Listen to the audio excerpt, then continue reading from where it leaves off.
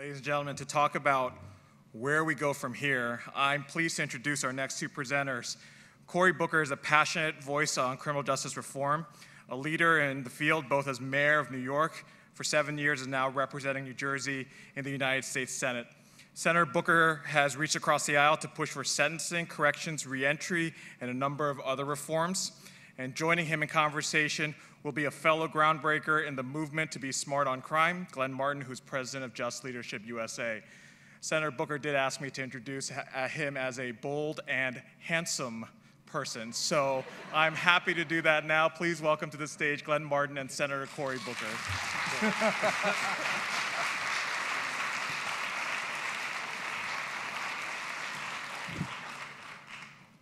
I thought they weren't going to say bold and handsome because then folks would be confused. Which one of them are they talking about? So welcome.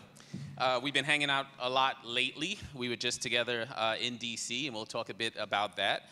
I have a set of questions here for you. I'm going to try to keep this conversation disciplined, but anyone who was here yesterday for the panel that we did knows that I tend to break the rules, and I wouldn't be surprised if both of us broke the rules a little bit here today. So what has been missing from the debate in Washington over criminal justice reform? Is there a more prominent or aggressive role that advocates can play in shifting the conversation and moving the debate? And then if you could say one or two things about the role of academic researchers in supporting the work that you're doing in DC, please. So I don't have a mic. So Yes, now I do. Oh, there you go. Thank you, sir. You were bold and handsome, sir. So first of all, I just want you all to know I have a tremendous amount of respect for Glenn. He's an extraordinary leader in this space as well as others, and I'm just grateful for this chance to have a conversation. So I have a feeling we'll get into a lot of the issues because I'm one that believes that there may be a conversation in Washington that's very constructive, but it's just not loud enough, it's not compelling enough, because even though we have a great bipartisan consensus forming around the country and amongst some of us in the Senate and the House, we haven't really gotten any major criminal justice reform across the line. And so I've learned, if you look at the span of American history, about the major changes that Congress has made, the axiom that change doesn't come from Washington, it comes to Washington by people demanding it. And to have a system that is so thoroughly corrupted in terms of corrupting our values of believing in liberty and justice for all, or equal justice under the law, this system is so corrupted and it's devastating our country, and particularly pockets of our country where the criminal justice system is focused and concentrated. And what most Americans don't realize, it affects every element of our society, from voting rights. I mean, you have swing states like Florida where 1 in every 5 African Americans is disenfranchised because of felony disenfranchisement. Some counties, in states, it's upwards of 1 in 3 African Americans, all the way just the economic well-being of communities.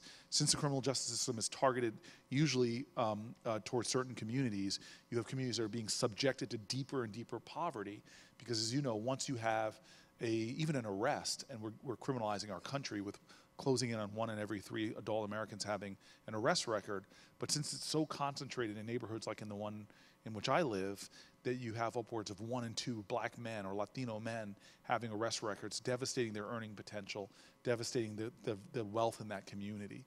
And so I just don't understand how we're not speaking with a greater sense of urgency. I came from having a conversation with a media outlet earlier today, and they kept wanting to talk about Trump. And I was just like, wait a minute, there was these outrageous injustices that were going on before last November that were worthy of me. We should have been marching in the streets then, that we have a system that is so violative of our common values as a country. And there are things that most Americans don't know, like we don't have trials anymore in America.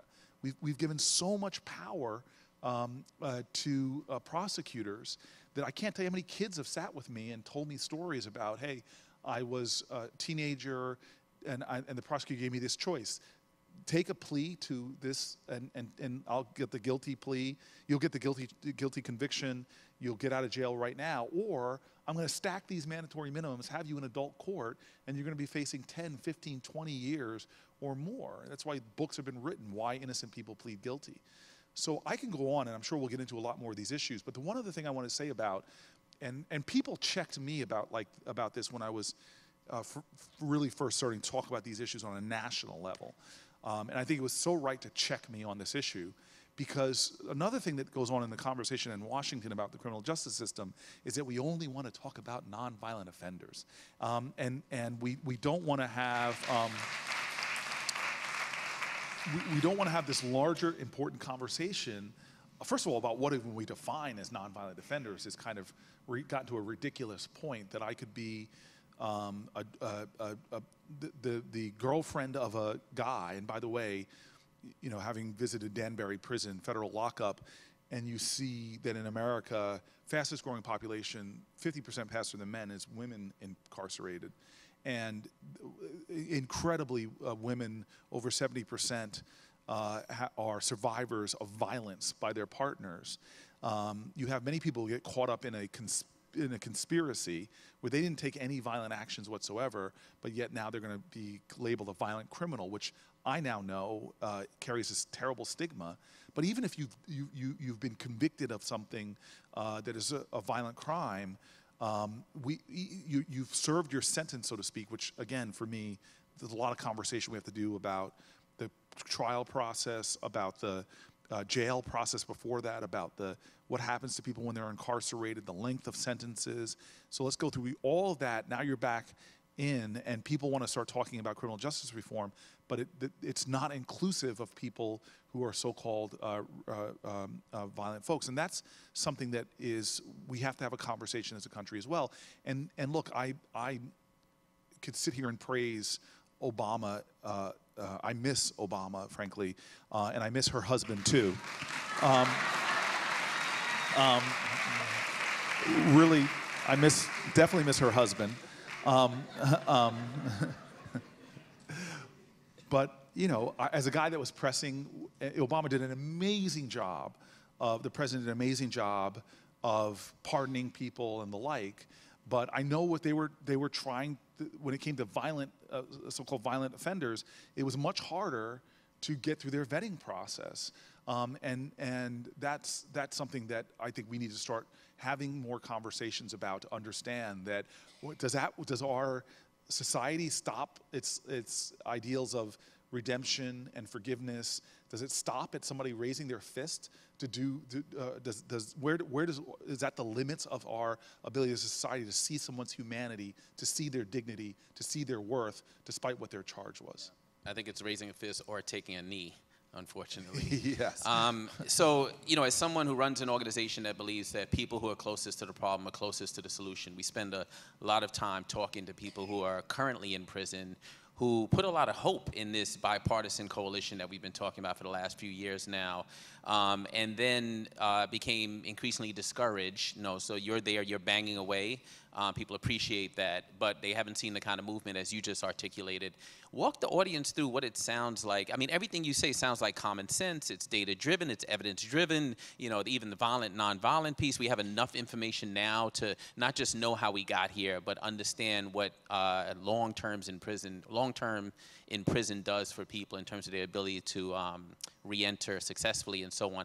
Walk the audience through what a conversation sounds like with one of your colleagues who doesn't sort of get it now. I mean, what's the politics of this? Right, I definitely want to answer the question, but I can't hammer home to you enough that that the consciousness in our country is not to the point where we need it to be to change these things. And look, I go to Washington like 565 of us do in Congress. But of the senators, I know I'm the only one that goes home to an inner city community at or below the poverty line. The median income in my neighborhood in my census tract, as they say, is about $14,000. So I live in a predominantly Black and Latino area in an urban core with low-income community, and I see every single day. You know, last weekend in a very vain attempt to try to get some exercise and try to look good. I used to be chiseled. Now I just jiggle. But you know, I just take an hour, 2-hour walk around my neighborhood, and I cannot tell you how many times, especially fellas, wanted to talk to me about their problems since a criminal conviction or since an arrest, and how that's impacting our neighborhood. So this stuff is in my face. It's my neighbors in my block. It's people in my community. I understand this issue intimately. But in the Senate, there's not that screaming urgency of a broken system where you don't intimately necessarily know children who disappear because they get pulled up off the streets. And unlike many places in America where people will get their kids out, will pay a bail, often kids disappear for weeks, months into a prison system that grabs them and devastates their lives. So I just think that we have to educate people to the outrageousness of this system even more so we can change the conversation and get momentum. That said, there's a lot of fear around this. So we have a bipartisan piece of legislation that came out of the Judiciary Committee, supported by Chuck Grassley to his credit and a mark of his leadership. And one of the elements of the bill, just to give you an example, is a simple element which, again, so common sense, but hey, the crack powder cocaine disparity used to be 101 in America. Now it's 18 to 1.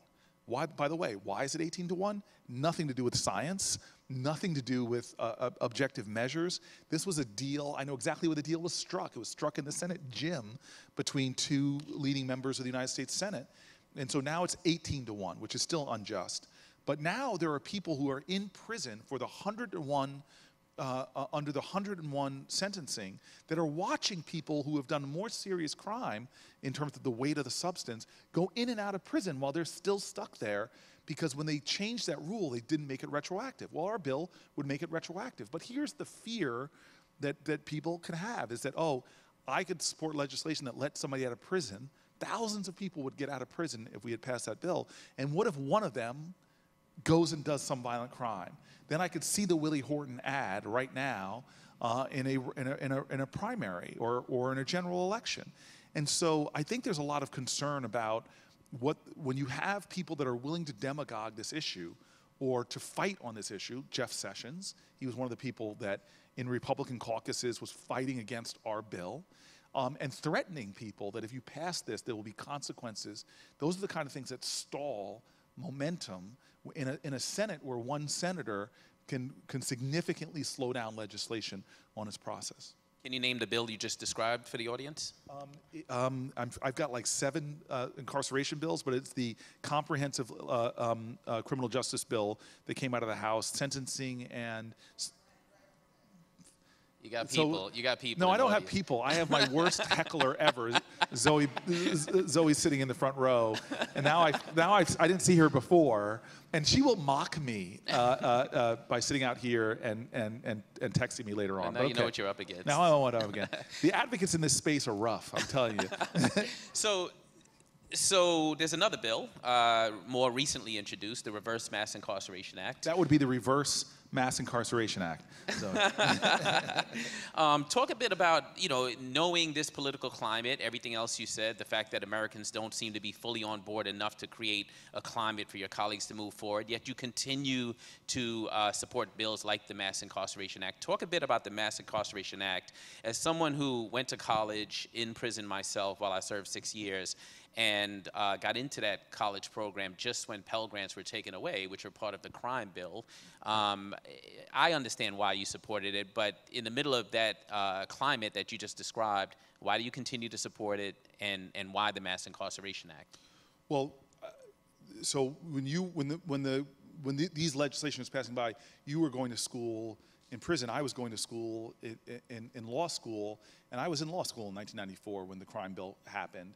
And even then, it was one of these astonishing moments where you know that American history the American government is massively veering off tracks. And from that time that I was in law school to the time I was mayor of the city of Newark, because of legislation like that, that incentivized states to change their laws, to add more mandatory minimums, gave money to build more prisons. For those of us who live in the New York, New Jersey area, you literally know how horrific our infrastructure is. You literally could have traveled along rail up and down the Northeast Corridor between Boston and New York half an hour faster in the 1960s than you could now. That's how much our infrastructure is crumbling around us.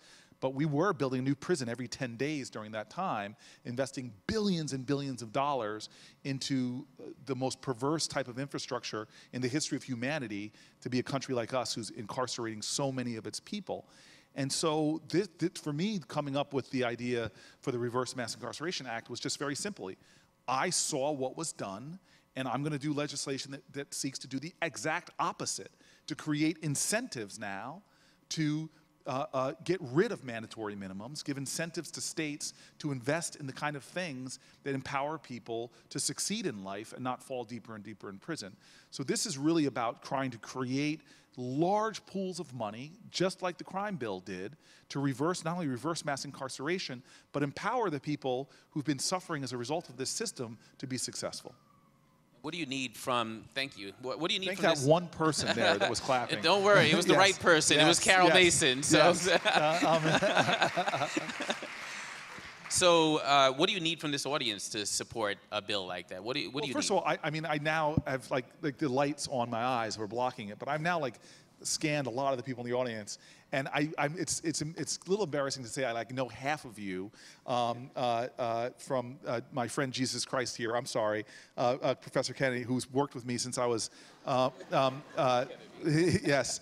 But who worked with me since I was a mayor, all the way to Mark Holden, who is the general counsel for the Koch brothers, who's become a brother to me and has been such a great partner in trying to push my colleagues in the Senate to actually get behind substantive legislation. So I just want to say that there is a lot of good going on in this space. And the federal level, it's frustrating as hell right now, but only 10% of the prisoners are on the federal level. What we're seeing happening in a lot of states, from California to Mississippi, there's a lot of very good action, and all of us have to be pressing where we are in our communities to try to continue momentum, and there's incredible groups that are out there.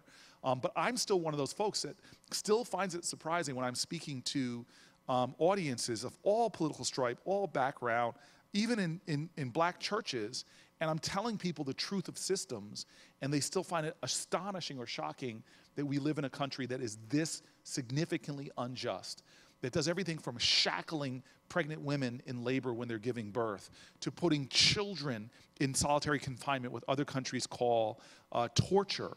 I can go through the horrors of this system, the grievous waste of human life, the devastation that's being rendered on our communities, the bigotry that is being cemented into our society through these systems. But the question is why aren't we more outraged about it? When we literally swear an oath, I mean, we put our hand over our heart and we pledge allegiance to the ideal of liberty and justice for all. And usually within a mile of where we're sitting is things going on that are just unconscionable, where people who are mentally ill are being warehoused, where people that are addicted and desperately need help and treatment are being warehoused, where the poor are stuck in prison. And folks do not understand how fragile most Americans are. Half of American workers in America, half of American workers make around $15 an hour or less. Think about this for a second, because I see it in my community that most Americans, most of us, cannot withstand a $400 emergency expense without seeing us now suddenly having to miss a rent payment or a car payment or paying a heating bill or making tuition. That's how fragile our country's economic reality is for most of Americans.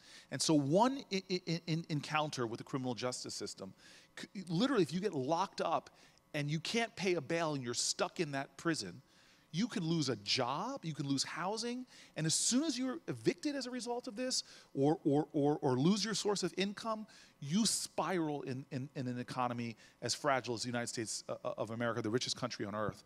And so I'm sorry that I'm going off, Glenn, but I expected this. Okay, but it is so hard for me as an American to be comfortable when there's this much outrage going on around a system that has so thoroughly subjugated folks.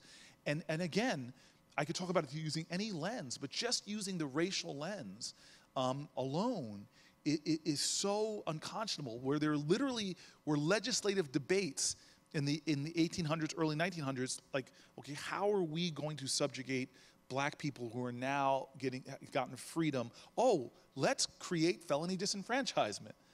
Literally, this was the design, and now here we are a century later, and I can point to states that have felony disenfranchisement laws and how it's successfully accomplishing the subjugation of black political power, undermining our democracy. And just the mere fact that and yesterday was the 4th anniversary of my father's death, and one of the most painful things my dad ever said to me was when he said, "Son, I really worry that a child born just like me," my dad was born poor to a single mom in a segregated environment. Now again, I live in Newark, and about 70% of the kids born in Newark are born at or below the poverty line, so they're being born like my dad in that sense. About 70% of the kids are being born to a single family household, like my dad, and we're a city that's about 85% black and Latino. So that's Newark. And by the way, the segregation of Newark it was by design because of outrageously bigoted policies that prevented African-American families from moving out of the city, including the fact that it took my family, I'm not exaggerating this, 1969 to get a white couple that opposes them in order to buy the house in the suburb that I grew up in.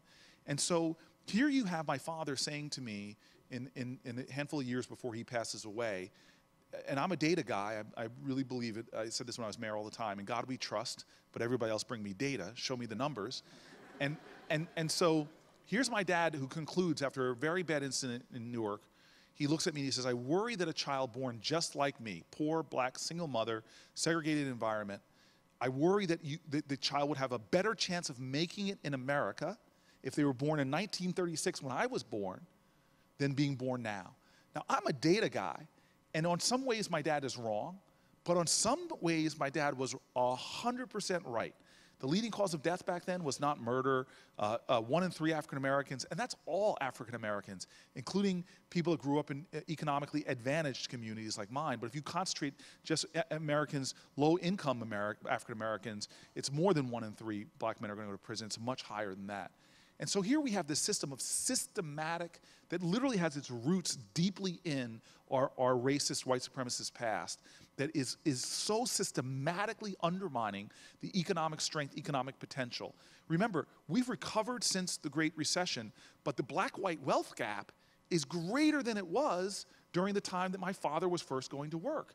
And the difference of this, and by the way, I don't care if you're black or white, in this America, working a full-time job does not pay as much as it did during our parents' time. We have a different capitalism. We could talk about those in a different conference, a different type of capitalism.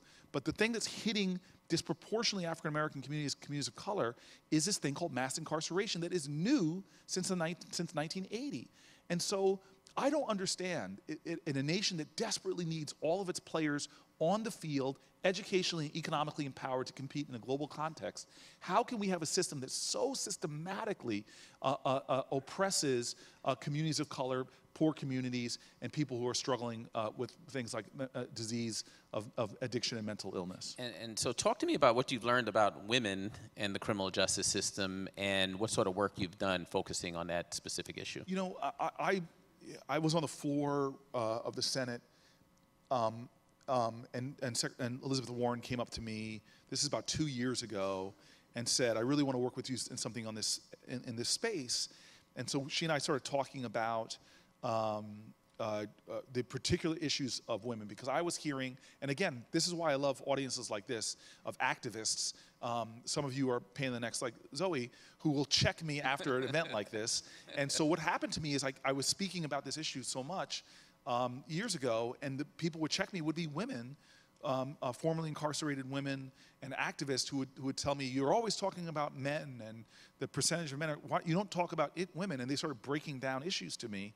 And so this became the subject of Senator Warren and my trying to craft some legislation. And the data on women it's just shocking, and it's again so unconscionable. And this is what our country does, is we take people who are hurt, who should be getting from us a more courageous empathy, a more activist compassion, And instead what we do is we grind them down. And I had no idea the data on women who are survivors of sexual trauma, sexual assault, the data on our women in prison population. Again, as I said, growing 50% faster than men. 1 out of 3 incarcerated women on the planet Earth are incarcerated in the United States of America. And the most poignant moment for me was when I was walking into Danbury Federal Prison, and I asked this really impressive leader, she was a warden of the prison, a few years from retirement, and I say to her, well, what's the reality here for women who are survivors of sexual trauma? What percentage would you say in this prison? And I expected it to be big, 65%, 75%. And she looks at me and she goes, Cory, about 95% of my women are survivors of sexual trauma. The data on the nationally is about 86% of women. And then when you sit with women, and I was supposed to have a big tour of the facility, I ended up just sitting in the open room and talking to women for an hour plus or more.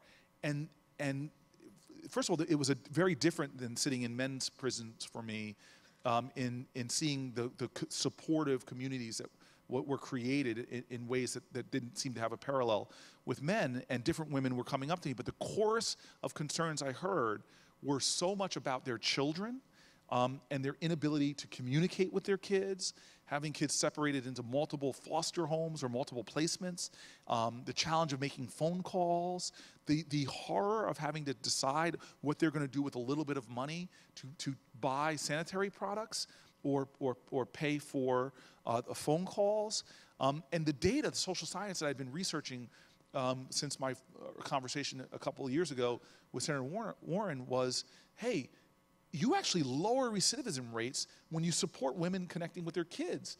You actually lower the rates of the kids being expelled, getting in trouble at school, their success rates in school, when you make that bond stronger. And so our legislation is just such common sense, like that you place women wherever possible, as close to their children as possible, that you get rid of these usury rates for phone calls, that you provide tampons and pads, quality tampons and pads for free, that you give women access to a trauma treatment, that you educate guards. I mean, to have women tell you that they've been coming from an environment of sexual abuse and that they are using the bathroom and they have male guards walking in and out, compounding their traumatic experiences. So educate the prison, the correctional officers. So the bill is just a common sense bill to deal with things that most Americans, like again, shackling of pregnant women when they're giving birth, that most Americans don't really understand still go on in the United States of America. So we have a couple of minutes left before I open it up to the audience for questions. I want to talk about children and marijuana, not just because when I think of my kids, I think about marijuana sometimes, but because you... I'm going to leave that alone. But because you have done something on both of these issues. We have a couple of minutes left before we open it up. Can you talk a little bit about both of them? Yeah, so the real quick on children, it mirrors what I just said about women. What we do to vulnerable children in our systems is just the perverse and gross destruction of our nation's greatest assets and greatest treasures, which is our children. Just destroying lives. And again, I wish things like Kalief Browder were anomalies.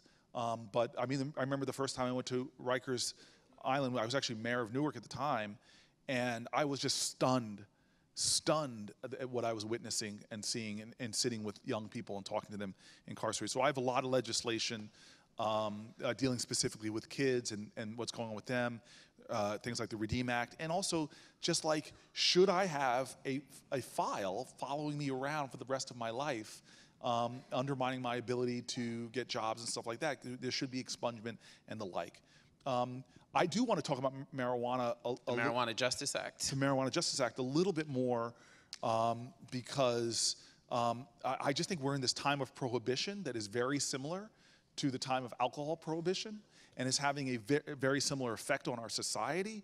In fact, creating violence, making us, contributing to violence, making us less safe as a society, driving the criminality of folks. And again, the hypocrisy of privileged Americans I consider myself in that category, who are from environments where they could just flaunt drug laws without any concern for being caught, in a nation where we have two of our three last presidents who admit to their drug use and no consequences, when nobody's planning, when I was at Stanford, to stop and frisk students coming home from a frat party, where you could go to college campuses now and get your Adderall, your ecstasy. I mean, you could pick your drug and people know where to get it, but there's no consequences for that. But marijuana enforcement is disproportionately focused on vulnerable communities, and significant criminalization of those communities for doing things that Congress people and senators admit now with no consequence to even our elections. If I announce right now that I smoke marijuana or have smoked marijuana, it would have little impact on my reelection as a United States senator. So the hypocrisy of this all is so great. But my bill doesn't. If you just think that my Marijuana Justice Act bill stops at, okay, we're going to delist marijuana at the federal level, giving the states the freedom to do what they want to do, that would be a decent bill. But that's actually not what motivated me to write this bill. What motivated me to write this bill is that when are we going to start having a conversation that the way we've persecuted this drug war has damaged communities, and those communities need reinvestment to make up for all the decades of disastrous criminal justice enforcement that has been done to those communities to the detriment of the people that live there.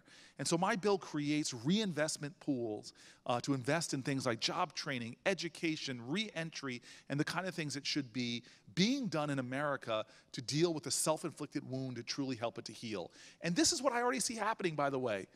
This is what's happening in our states. Okay, we're going to decriminalize marijuana. Oh, but by the way, you have a criminal conviction, disproportionately black folk and Latino folk, you can't get a license to be in this business. So basically, you are on the outside, and you may have been selling marijuana, by the way, and the kid, I'm not pointing at you, I'm sorry. Let me point at Zoe. You may have been selling marijuana, but you are the kids on college campuses. All those folks who are in college who knew where to get your pot, you were probably buying it from somebody who looked like the typical college kid. But the kid in the inner city gets caught, and now when this stuff is legal, you're now told that you can't sell this marijuana because you, with a 4 times more likely chance of getting caught for selling marijuana, you got caught. But now these privileged folks can enter this space. Look who is racing into the legal marijuana space. Look what it is. It doesn't reflect the people we were arresting for those crimes. It doesn't reflect the diversity of our country. It is people of privilege. So this is just madness to me, sheer madness. What will be a multi-billion-dollar business in America if we do the same thing we did to alcohol, which we should do, regulate the heck out of it. In the same way I don't want to see people walking around with open containers. I'm actually, as a guy who's never drank alcohol in my life and never smoked marijuana, I don't want your kids to have to see somebody walking around the streets. Let's regulate it, tax it, and it's going to create economic opportunity. But if you're stopping African Americans and Latinos or just people with criminal convictions from getting that, it's for doing things that are now legal, it's just patently unfair. And we should be aware of this. Thank you. So we have about 8 minutes left. I'm going to take some questions from the audience. Are there folks with the microphones in the audience? Yeah, here. I'm going to force people to ask questions, please. There's a lot of hands up. If you know me, you can't ask a question. If we've met before. Zoe, no questions. My name is Jack Donson. I'm with FedCure. What kind of pressure do you feel from private prison lobbies regarding some of this legislation, and just your general concept of the expansion of private, only not prison, all the peripheral services? How do you feel about all the expanding routes into the system? I feel no pressure from private prisons whatsoever, and I have visited private prisons. I have had conversations with the executives of private prisons because, again, I've been speaking out against it. I think it's morally wrong that people have a profit motive for taking away the liberty, for incarcerating human beings. And by the way, There are a lot of folks who've tried to come to me from the private prisons, not in any way to bribe me or whatever, but to prove to me that they're doing America a service. I just have not changed my opinion. I've met a lot of good Americans, really good Americans who are involved as correctional officers and getting good jobs, but I just don't believe in it. And I do not believe that this country should have quotas. It is like the tail wagging the dog. We have quotas that we give the prisons in our deals with them, that we have to guarantee that we fill beds to this amount. And that, to me, is unconscionable. What should be driving our incarceration policy should be public safety, public concerns, not some deal with private prisons. But I just want to correct folks to just understand that the majority of our private prisons in America are not private prisons. They are still public institutions that I have moral problems with as well in the way that we're conducting this. Thank you. Next question, please. Here in the front. Hello, Senator Booker. Hi. I'm from Jersey, so I'm happy to have I my love senator you. here. If you were on the stage, I'd give you a hug, but go ahead. Where are you from in Jersey? I grew up in Patterson. Oh, right. So very similar to Newark. Yes, in the fantastic. demographics. My question is, as black and brown transgender Americans are entering the criminal justice system, we see that trans women of color, who make up about 10% of survivor rates of violence, are being incarcerated for defending themselves, and they're being placed in male-centered prisons.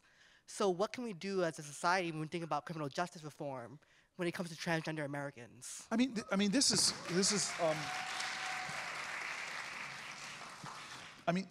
We have a real problem in this country with transgender justice. Period. I mean, you have a president of the United States that is talking about pulling soldiers that didn't have bone spurs but joined the United States military and are in combat and providing this country with great service, and he's maligning the patriotism, the qualifications, and the quality of their character in the U.S. military.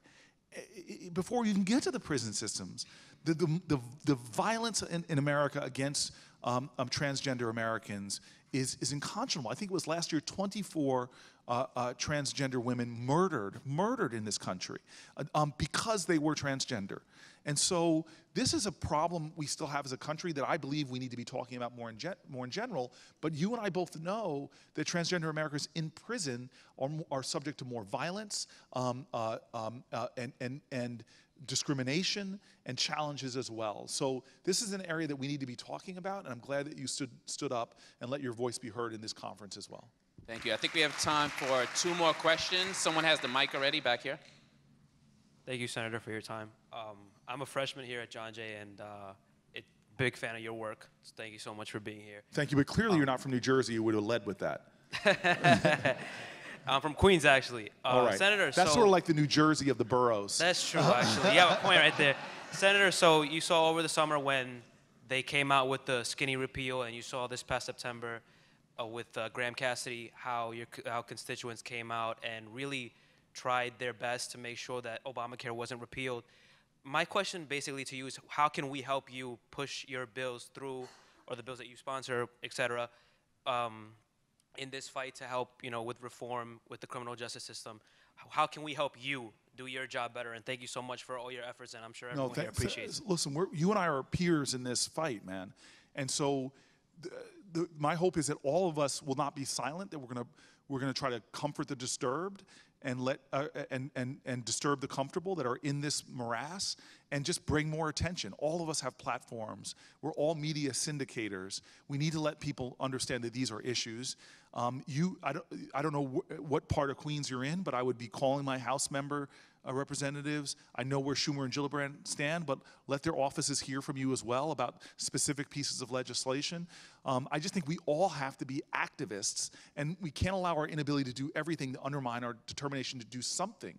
And so whatever those small acts weekly that you're doing, monthly that you're doing, or even daily that you're doing, we should all be engaged in this area, because I'm not exaggerating. When people ask me what I think the biggest problem in the United States of America is, I think the cancer on our soul of our country is that's undermining the truth of who we say we are as a nation. The threat to our very democracy, I think, is this new thing that's happened since the 1970s, which is a system of mass incarceration. Thank you. One last question here to my left. Hi, Senator. I'm Sam Kuhn. I work with Jesus at the National Network. All right. Appreciate that. And thanks for coming today.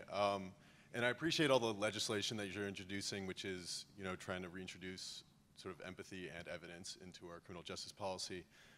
My question is whether you think it's enough, given what you said about sort of the unacknowledged nature of our racial history and how that intersects with our criminal justice policy, to not have an explicit racial sort of justice and equity frame as a nation as we're confronting these issues. So, thanks.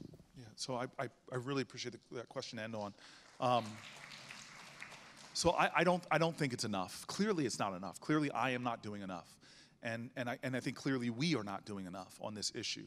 And it's hard for me at times to be aware of the injustice of this system and that we've allowed it to normalize. But I think your question really gets to the root of the bigger issues in our country. I mean, we have not shown a capacity to have constructive conversations about race in this country to the point where we can address real substantive issues.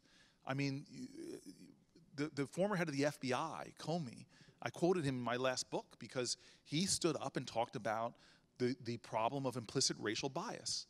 He really talked about it. And if you're working with Jesus, you guys I know are focused on this issue, where honest police chiefs, honest police directors talk about the problem of racial bias in policing. It's measurable. We know it exists. But somehow when we have these conversations in this country, we immediately stop listening to each other. And you have people that crouch in a defensive crouch. And I don't know how we can get to the point where we can begin to talk about race issues in this country in a way that's constructive to the sense that we begin to address what is hurting us all. And to not understand that patriotism has nothing to do with whether you stand up or sit down for a flag. Patriotism means love of country, and love of country has been manifested in a whole bunch of different ways. And love of country, though, ultimately means loving your countrymen and women, whether they're whoever they are, whether they disagree with you. We don't always have to agree with each other. We don't have to like each other. But we've got to understand that we see each other and recognize that we each have worth. And if something is happening in your life that's unjust, it actually undermines my freedoms and undermines my success. And to have large sections of your population denied opportunities still in this country because of the color of their skin. And the data shows this, whether it's the length of sentences, the likelihood of being pulled over. I mean, I can go through all the ways that racial bias plays a role in these systems. To not being able to talk about that is agonizing. This NFL debate, what is infuriating me, is that everybody's talking about the form of protest and not what is driving these men to their knees in the first place. So I confessed to you in the beginning that I am not doing enough, and I'm not. And so the question is how do we move forward as a country so that somehow we can trigger each other's that what I talked about before, that sort of courageous empathy, where we can stop for a second and say, I may not agree with you, but I'm going to listen to you and try to understand where you're coming from. And so the solutions to that, I don't know what they are, but I'm going to just finish with something happened to me yesterday, is I'm having lunch with a guy who happens to be the cousin of Goodman, Cheney, and Schwerner, who died together. Black, Jewish, Christian, white. These three men died. And it was very emotional to me because he was crying as we were talking about the state of our country. And this is a year in America where 90 black Americans were lynched that same year in this country. I mean, it was a point of agonizing pain for his family and really constructive worry about where we were going to go as a country. This is a time when the longest filibuster in our country was done by Strom Thurmond, and the idea of even passing legislation seemed impossible. Now, I say all that in the context of now where we see racial inequality driven by these unjust systems still exists today. But the great thing about having this conversation yesterday is that in the midst of all this pain and frustration, here's a guy who's still alive even though his cousin is not. He understood that I can't do everything, but I can do something. I'm just one person, but I still am a person. And I'm going to do everything I can, and this is what he's done with conviction in his life and consistency, to never submit to the injustices in my country and always try to do something to make this nation better. And that's really what I want to leave you all with, is that we've seen dark days in our country's history, but people kept fighting. We've seen things from children in New York who were in sweatshops where parents couldn't even imagine one day we'd have universal public education, but they kept fighting. Most people don't know the real story of what it took to get women the right to vote in this country. The deaths, the sacrifices, the horrors that went on in that battle. Women who would never live to see full suffrage rights, but they kept on fighting. Civil rights movement in the darkest days, after the 1954 Brown versus Board of Education, there was a white supremacist backlash in the South that was frightening that happened, but yet people kept believing. I can't see the end of this. I cannot see. This system seems so overwhelming to me sometimes when I'm home walking my own community. There's millions of stories of grievous harm. I can't see the way out of this, but I pray and I believe and I have faith that if I don't give up fighting and if you don't, and we have the power to ignite the consciousness of one soul, of a few folk who desperately need to get woke, that are in our surrounding environments, if we can continue fighting like our ancestors did, we will have a breakthrough moment where there are going to be folks that are going to be talking on a stage like me. Remember those days of mass incarceration? Well, they're gone now, and our country can turn to the next big issue on our journey to truth, justice, and freedom.